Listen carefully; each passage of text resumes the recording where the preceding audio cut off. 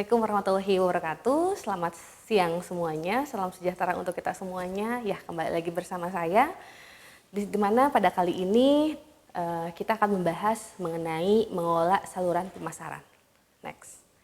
Ya, kenapa sih saluran pemasaran itu merupakan salah satu aspek yang penting juga dalam bauran pemasaran? Karena sebagaimana kita ketahui bahwa sebagian produsen itu tidak bisa menjual produk mereka secara langsung ke konsumen, tetapi terdapat kelompok perantara yang melaksanakan berbagai fungsi.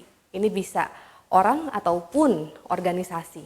Jadi dalam sistem pemasaran, sistem saluran pemasaran ini adalah merupakan sekelompok saluran pemasaran tertentu yang digunakan oleh perusahaan yang tujuannya adalah melakukan pemindahan barang dari produsen ke konsumen. Berbicara mengenai saluran, ya, strategi saluran pemasaran, di sini juga kita melihat adanya suatu strategi dalam mengelola perantara, di mana ada strategi dorong atau push strategi dan juga ada strategi pull atau strategi tarik.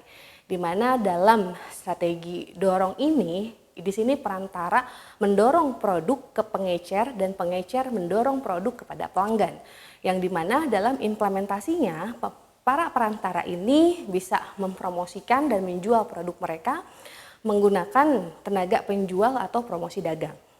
Nah, jika berbeda dengan strategi tarik atau strategi pull, di mana di sini produsen meyakinkan konsumen melalui iklan, melalui berbagai informasi, ya, melalui iklan ataupun yang lainnya, agar adanya permintaan dari perantara, ya, sehingga dari konsumen, kemudian konsumen meminta produk ke perantara, dan kemudian perantara meminta produk tersebut ke produsen. Dalam saluran pemasaran ini berbeda antara saluran pemasaran konsumen dan juga saluran pemasaran untuk industri. Nah, untuk saluran pemasaran konsumen ada beberapa tingkatan, ada tingkat 0, tingkat 1, tingkat 2, dan tingkat 3. Berdasarkan melalui distributorship atau keagenan apa, ya, produk ini dilewati. Kalau misalnya tingkat 0 berarti di sini produsen langsung mendeliver produknya ke konsumen. Kalau tingkat 1 berarti melewati satu tingkatan atau satu step dari distributor. Misalnya produsen, pengecer, terus ke konsumen. Kalau tingkat 2, dari produsen, pedagang grosir, lalu ke pengecer, ke konsumen. Tingkat 3, dari produsen, pedagang grosir, pedagang besar, pengecer, dan kemudian ke konsumen. Berbicara mengenai saluran pemasaran itu bergantung juga pasarnya.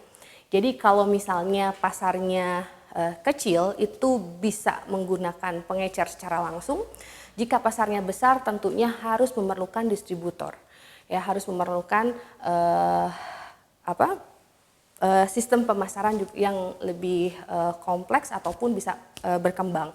Nah, di sini contohnya adalah Dell, di mana Dell ini pada awalnya dia memasarkan produknya itu langsung ke konsumen, ya. Tetapi seiring dengan berkembangnya kompetisi, maka Dell ini memutuskan untuk melakukan evolusi sistem distribusi pemasarannya, ya, dengan tidak hanya menggunakan pengecer langsung seperti pada awalnya, tetapi menggunakan sistem distributor. Begitu pula dengan saluran pemasaran secara industri, yang dimana secara industri juga di sini tentunya marketnya ini adalah industri atau pelanggan industri, di mana produsen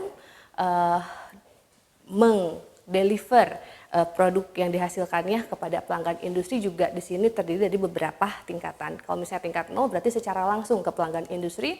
Kalau tingkat 1 berarti dari produsen, terus kemudian ke distributor industri dan langsung ke pelanggan industri. Pada tingkatan 2 di sini produk yang dihasilkan produsen dideliver ke perwakilan produsen ke distributor industri dan pelanggan industri, dan begitu pun dengan yang tingkat 3 di produsen, cabang penjualan produsen, lalu kemudian perwakilan produsen, distributor industri dan pelanggan industri. Ada beberapa keputusan dalam rancangan saluran. Yang pertama adalah kita menganalisis kebutuhan konsumennya terlebih dahulu. Terus kemudian yang kedua menentukan tujuan saluran. Yang ketiga adalah identifikasi jumlah perantara, dan yang keempat adalah evaluasi alternatif. Yang pertama adalah menganalisis kebutuhan konsumen, di mana kita menganalisis kebutuhan konsumen berdasarkan output yang diinginkannya. Di mana konsumen ini kan membeli sejumlah barang itu bisa berdasarkan ukurannya, jumlahnya ingin berapa gitu yang dibeli. Lalu kemudian waktu tunggu dan waktu pengiriman, di mana di sini pelanggan tentunya lebih menyukai pengiriman yang lebih cepat, ya, pengiriman yang lebih cepat, dan juga ada faktor kenyamanan spasial, di mana pemasar ini harus bisa membuat konsumen lebih mudah dalam membeli suatu produk. Lalu kemudian ada keragaman produk gitu ya, di mana para pelanggan ini bisa memilih berbagai produk apa yang dibutuhkan atau yang diinginkannya, dan juga adanya dukungan layanan tertentu dari transaksi yang telah mereka lakukan. Yang kedua adalah menentukan tujuan. Nah, dalam menentukan jenis saluran tentunya bergantung pada karakteristik produk dan pasar sasarannya. Berbeda jika misalnya produk yang dikategorikan sebagai produk sehari-hari atau convenience goods, ya, dengan misalnya special goods. Jadi jika misalnya teh dalam kemasan kita sering jumpai di berbagai gerai, di berbagai toko, lain halnya dan berbeda dengan misalnya produk-produk branded yang tentunya itu hanya bisa kita temui atau jumpai misalnya di mall tertentu. Kemudian kita identifikasi jumlah salurannya, ya, jumlah saluran atau jumlah perantara. Di sini berbicara mengenai jumlah perantara, ini dibagi 3, ada distribusi eksklusif, distribusi selektif, dan juga ada distribusi intensif. Yang dimana dalam distribusi eksklusif ini sangat membatasi jumlah perantara. Nah, mungkin tidak terfikirkan oleh kita bahwa kenapa kita tidak bisa menjumpai jam Rolex atau Gucci itu di setiap mall yang ada di Indonesia, hanya mall-mall tertentu saja, hanya tempat-tempat tertentu saja. Nah, salah satunya adalah karena mereka membatasi jumlah perantara dan juga untuk membangun image atau citra tertentu dari produk mereka gitu. Lalu kemudian ada distribusi selektif. Nah, di mana distribusi selektif ini bergantung pada beberapa perantara. Nah, misalnya untuk produk baru ya diimplementasikan untuk produk baru, untuk shopping goods atau special goods. Misalnya kalau misalnya untuk produk baru yang pada saat itu Citato Indomie ini berkolaborasi menghasilkan keripik kentang Citato Indomie yang tidak yang tentunya tidak kita bisa jumpai di setiap saluran distribusi. Hanya misalnya supermarket tertentu atau minimarket tertentu yang bisa kita jumpai dan tidak bisa kita jumpai di pengecer misalnya di kios ataupun di warung-warung gitu.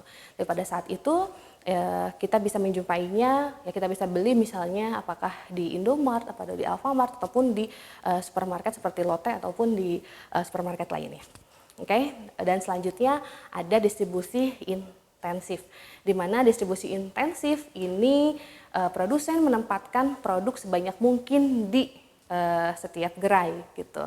Ini juga untuk bisa diperuntukkan untuk produk-produk shopping goods dan juga convenience goods. Selanjutnya kita mengevaluasi alternatif ya. Nah, di sini masing-masing saluran akan menghasilkan tingkat penjualan dan biaya berbeda. Jadi semakin tinggi biaya, bisa jadi semakin tinggi tingkat penjualannya. Nah, apakah akan memilih direct marketing channel yang terdiri misalnya seperti internet, telemarketing, retail stores yang tentunya cost-nya lebih rendah dibandingkan misalnya indirect channel dan direct sales channel. Dimana kalau misalnya direct sales channel berarti misalnya ada sales force, dimana sales force ini tentunya berhadapan langsung dengan konsumen yang secara cost itu juga tinggi. Selanjutnya adalah berbicara mengenai sistem saluran gitu ya. Jadi sistem saluran ini terdiri dari 3 ya. Apakah ini sistem pemasaran secara vertikal, apakah sistem pemasaran secara horizontal ataupun hybrid.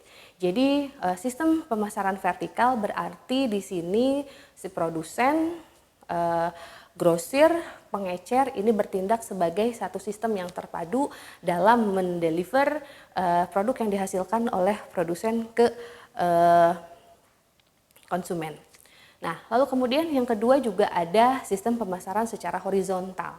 Jadi di sini ada 2 atau lebih perusahaan yang tidak berhubungan dalam menyatukan sumber daya untuk mendapat peluang pemasaran yang muncul.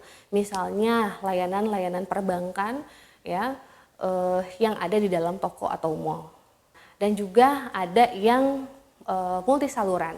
Jadi di sini adalah perusahaan menggunakan 2 atau lebih saluran untuk menjangkau 1 atau lebih segmen pelanggan. Contohnya seperti Disney, yang dimana Disney juga selain ada Disney Store, ya, mereka juga punya toko eceran, pengecer secara online, toko online sendiri, dan juga ada katalog penjualan lainnya. Dan yang terakhir ada e-commerce. E-commerce ini adalah suatu wadah dalam menyebarkan pembelian, penjualan, pemasaran barang ataupun jasa melalui sistem elektronik seperti internet, televisi, dan jaringan komputer lainnya. Jadi sebetulnya berbicara e-commerce ini semakin berkembang dari waktu ke waktu, ditambah lagi ada layanan dari ojek online yang dimana pada saat pandemi sekarang seperti sekarang ini menjadi salah satu andalan dalam melakukan distribusi produk dari produsen ke konsumen. Oke, sekian penjelasan dari saya. Terima kasih, sampai ketemu pada materi selanjutnya. Assalamualaikum warahmatullahi wabarakatuh.